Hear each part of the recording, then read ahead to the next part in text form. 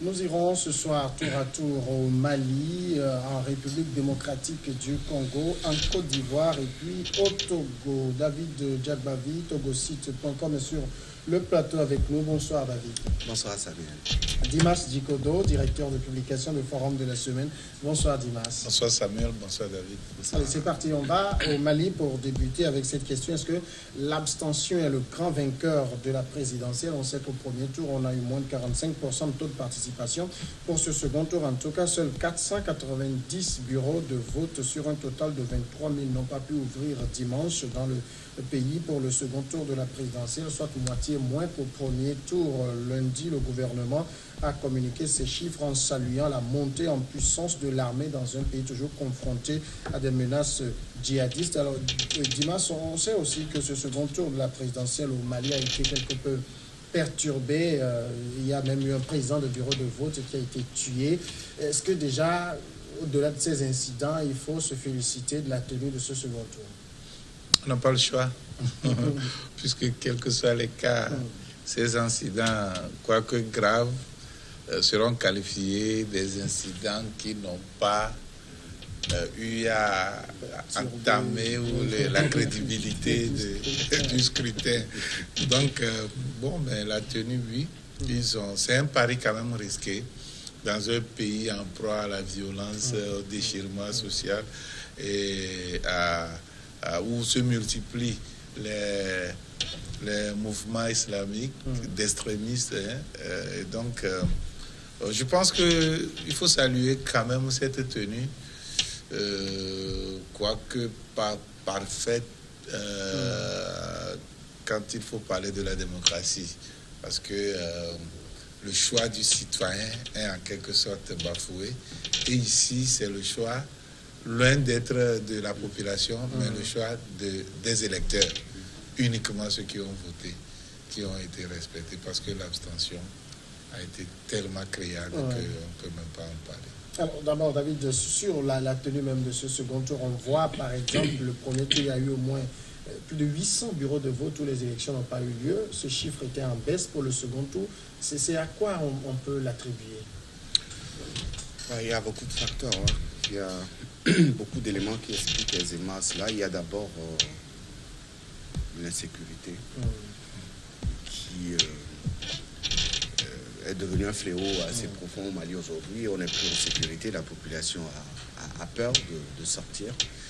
Et cette population a peur de sortir justement parce que hier, sur l'ordre du jour de vote, on a vu qu'il y a eu encore des incidents majeurs qui ont entraîné la mort d'un président de bureau de vote, ce qui vient confirmer la crainte de la population.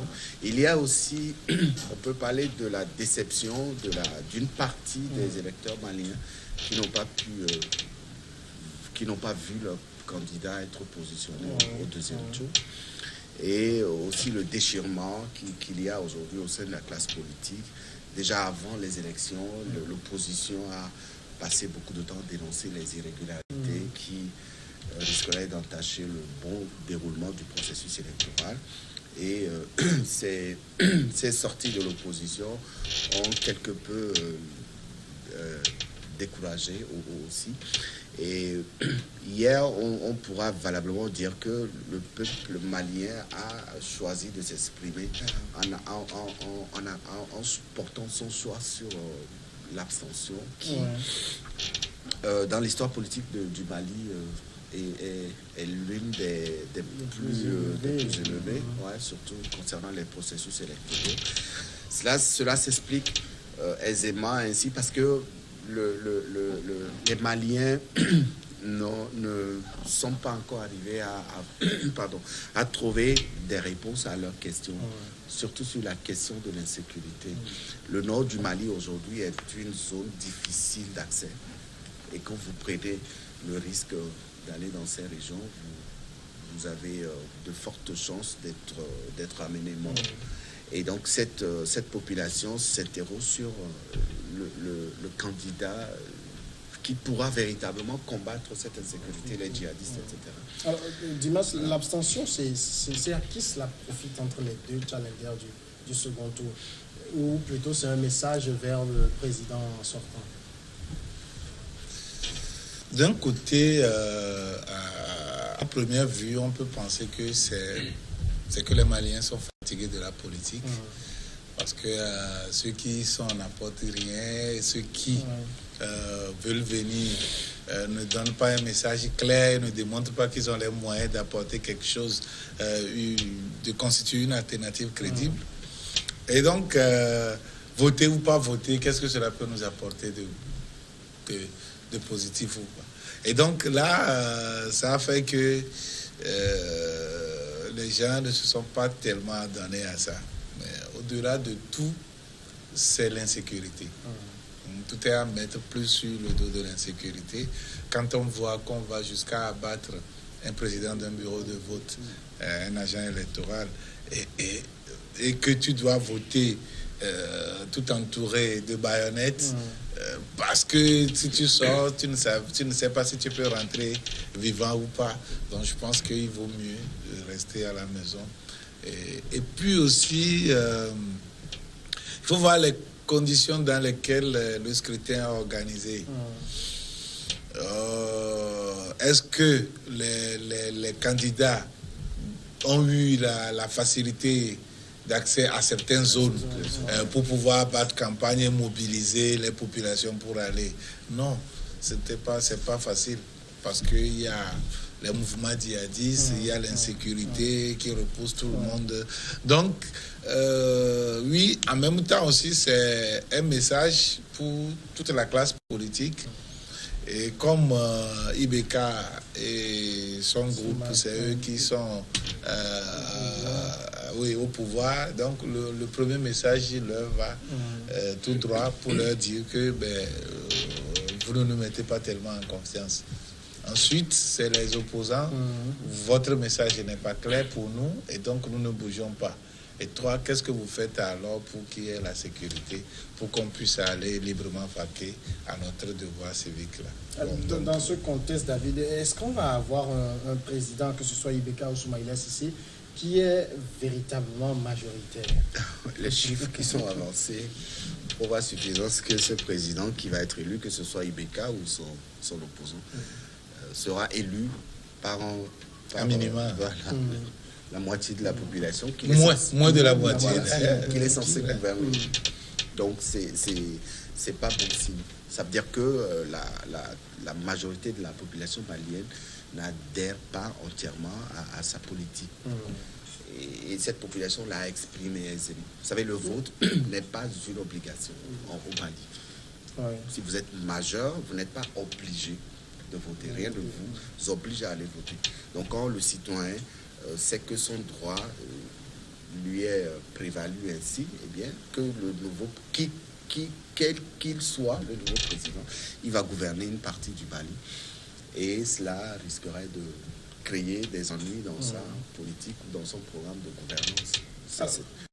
Il y a quand même le candidat de l'opposition, Soumaïla Cissé, qui déjà, avant même que les bureaux de vote aient été fermés, dit qu'il n'acceptera pas les résultats. C'est un discours connu des candidats en Afrique. C'est clair. Il n'aurait pas dû participer à ce deuxième tour s'il ne voulait pas accepter les résultats. C'est vrai qu'il y a eu beaucoup d'irrégularités qu'il avait sorties, il avait présenté avec des preuves à l'appui. Nul ne l'oblige à se présenter à ce deuxième tour.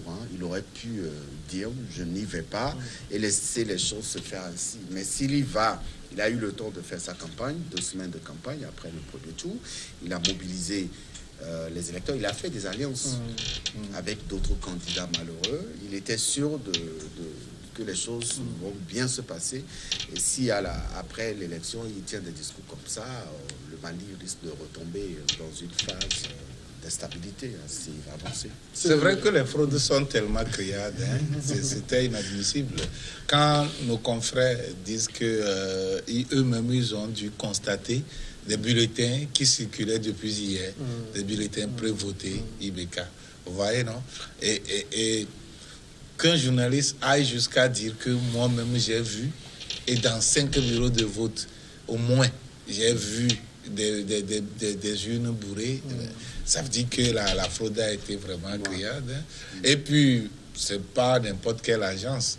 C'est vrai que l'AFP fait quand même le jeu de la France. Ben, c'est leur agence. Mais il faut reconnaître que s'ils vont jusqu'à affirmer ça, il faut savoir qu'il y a quelque chose qui ne va pas. Hein. C'est quand même trop flagrant. Donc ça veut dire que Soumaïla Cissé est quand même, comment dire, dans sa logique, dans un droit de dire oui, il y a eu de la fraude et que je n'accepterai pas les résultats. Ouais. Il peut, puisque c'était trop criard. Il peut dire, non, au-delà de ça, il va faire quoi? Tout le monde sait qu'il ne fera rien, mais ça va fragiliser l'élection même, ça va décrédibiliser l'élection d'IBK au point où il ne sera pas bien assis. Oui, et tout ça, ça fait partie du jeu. Et même ajouter au taux de participation, qui est très très faible. Au premier tour, à son premier mandat, IBK, il était arrivé au pouvoir à la suite d'une grosse mobilisation. Il a recueilli même 77% des voix. Mais 5 ans après, les Maliens sont déçus de sa gouvernance. Il n'a pas pu combattre les terroristes.